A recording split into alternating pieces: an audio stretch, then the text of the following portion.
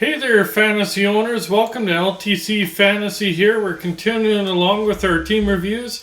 Not sure if you're chiming in via YouTube or listening via podcast, but really do appreciate the listener watch, no matter how you're listening or streaming this anyways.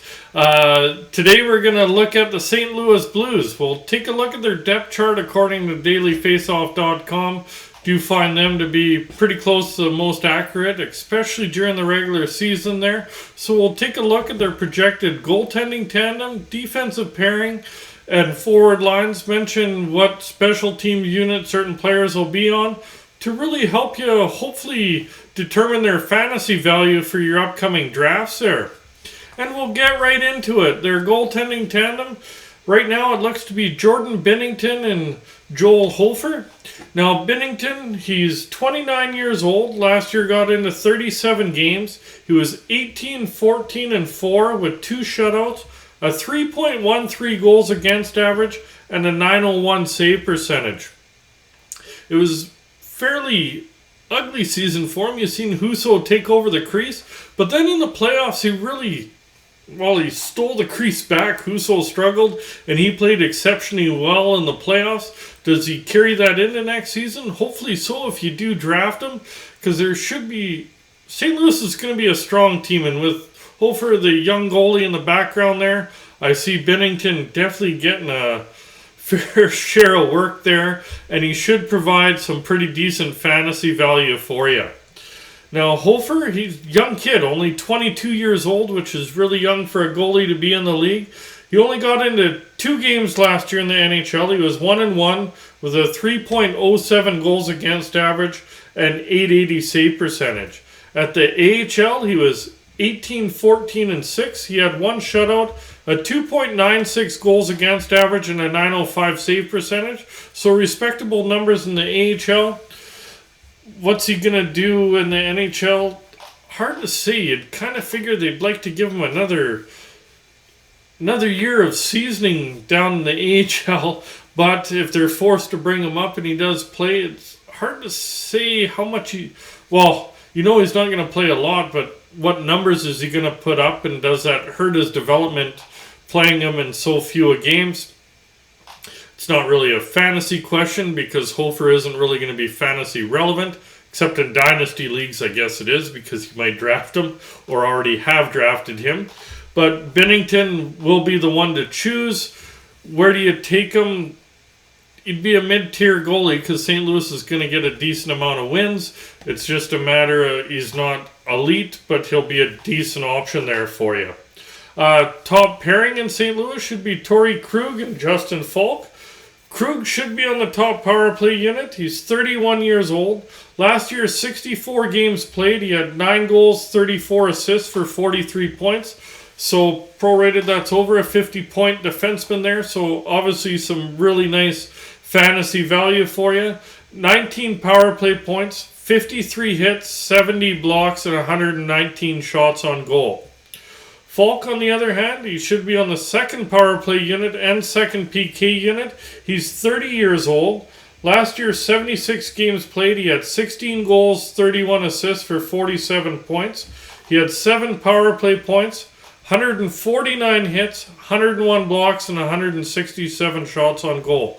So depending how your league goes, if it's more points-based, Krug has a better track record. Falk's offensive, but not as offensive as Krug. If it's a well-rounded league where things like hits and blocks are considered, Falk might be a better option because you sacrifice a little bit of offense, but you gain a lot in the hits and blocks department. Second pairing should be Marco Scandala and Colton Prankel. Now, Scandala, he should be on the top PK unit. He's 32 years old. Last year, 70 games played. He had 3 goals, 11 assists for 14 points, 106 hits, 70 blocks, and 76 shots on goal. Realistically, not a lot of fantasy value there for you, because yes, he was over 100 hits, but you could get people with way over 100 hits with very similar offensive production or even better offensive production. Prankel, on the other hand, top PK unit, he's 29 years old. Last year played 80 games. He had 6 goals, 29 assists for 35 points. So some fairly decent production there, just a bit under a half point per game. He had 1 power play point, 72 hits, had 169 blocks. So really nice block total, decent offensive production. So if your leagues count those categories, definitely worth drafting, probably in a mid to late round there. And 135 shots on goal.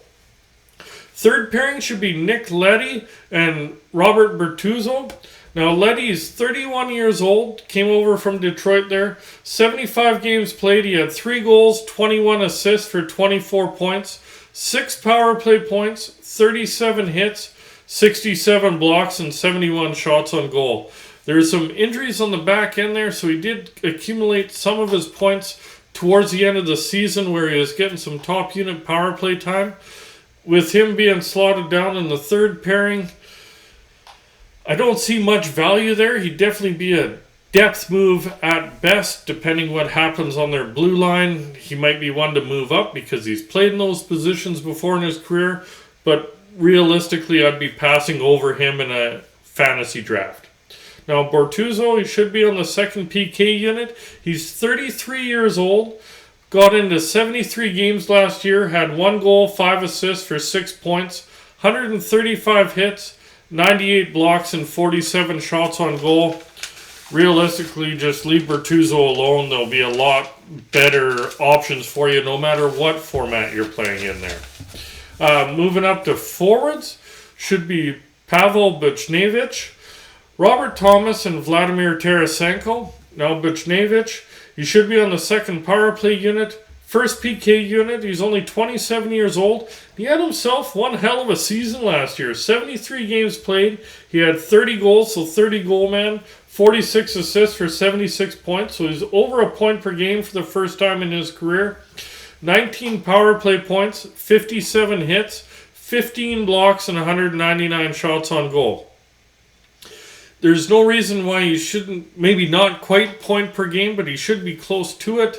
There's no reason why he won't be fantasy relevant in leagues. He got passed up in a ton of drafts last year and was picked up on waivers, and a lot of owners reaped the benefits. Don't see them making the same mistake twice. Do see him getting drafted and definitely will be worthwhile. Probably mid-round pick. Robert Thomas, he should be on the top power play unit, second PK unit. He's 23 years old and another guy that had a really good season last year. 72 games played, he had 20 goals, 57 assists for 77 points. So another forward over a point per game. 14 power play points, 13 hits, 25 blocks, and 115 shots on goal. So blocks and hits, he's going to hurt you a bit, but he makes up for it. And all the offensive categories will be fantasy relevant. Who would I take first over them? Probably Buchnevich, just because goals are weighted in a lot more leagues. But if goals and assists are weighted fairly evenly, you can't go wrong with either. Now, Teresenko should be on the top power play unit. He's 30 years old, 75 games played. He had 34 goals, 48 assists for 82 points. So more goals, etc. Over a point per game. Any of these three you can go for, but I'd probably go Teresenko, Buchnevich, then Thomas. 22 power play points, 83 hits, 45 blocks, 230 shots on goal. If it is a dynasty league, you got to factor in age a little bit, but realistically, you can't go wrong with either three. Second line should be Brandon Shen, Ryan O'Reilly, and Jordan Kyrou. Now, Sod, he should be on the second power play unit. He's 29 years old. Got into 78 games last year. 24 goals, 25 assists for 49 points. So nice production there. 20 goal man again. 13 power play points. 20 hits, 20 blocks. So not going to do you any favors in those two categories. And 158 shots on goal. So decent production. Depending how deep your league is, he's probably going to get drafted. It'd just be more in the later rounds.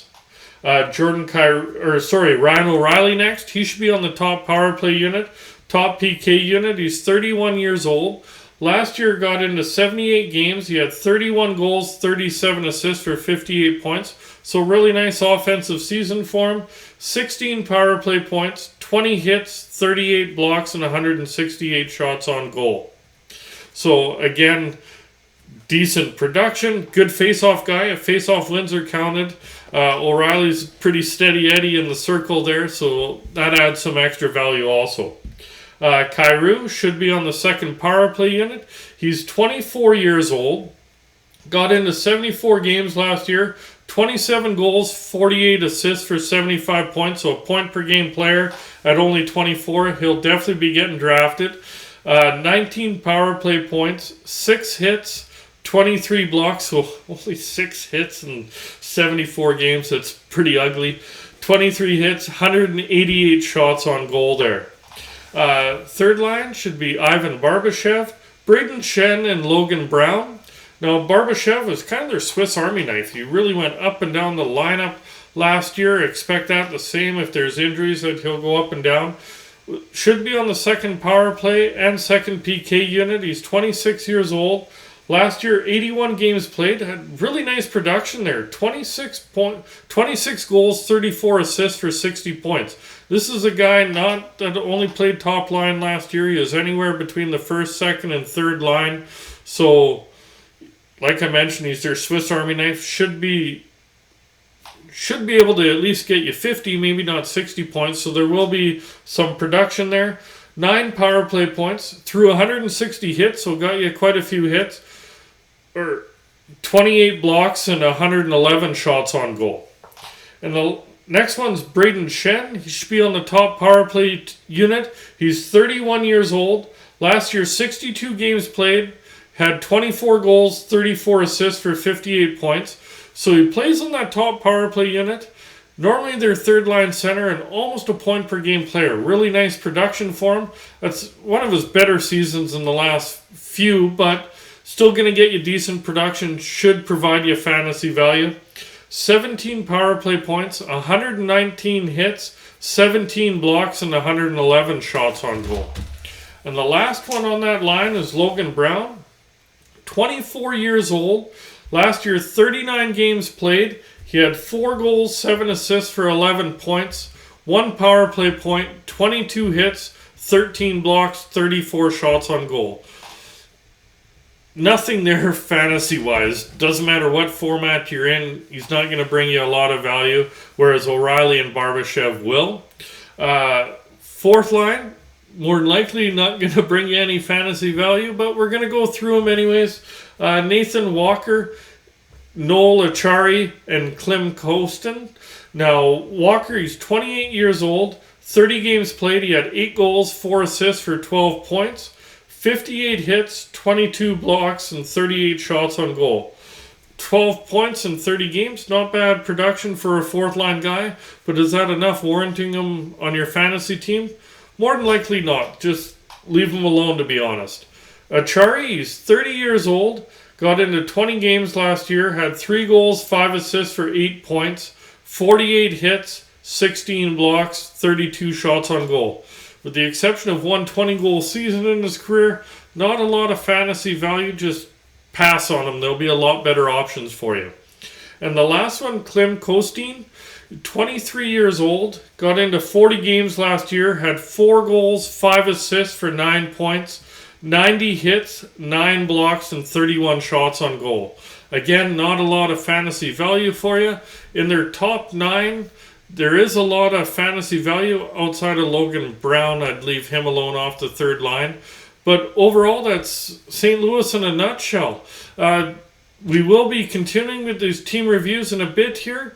If you want to catch any of the past reviews or catch what we'll be doing after the previews, we'll be doing some top goaltending, top defenseman, top forward episodes, some draft strategy. Of course, during the regular season, we have 3 episodes that come out every week looking at different players to hopefully help strengthen your roster throughout the season there. So if you are watching via YouTube, remember to hit like, hit subscribe, remember that notification bell so you don't miss out on any of these episodes. If you're listening via podcast, remember to hit that hard hit follow depending what platform you're following on. And again, really do hope you enjoyed today's episode. Good luck in your future drafts here, fantasy owners, and enjoy the rest of the off season, and we'll talk to you soon.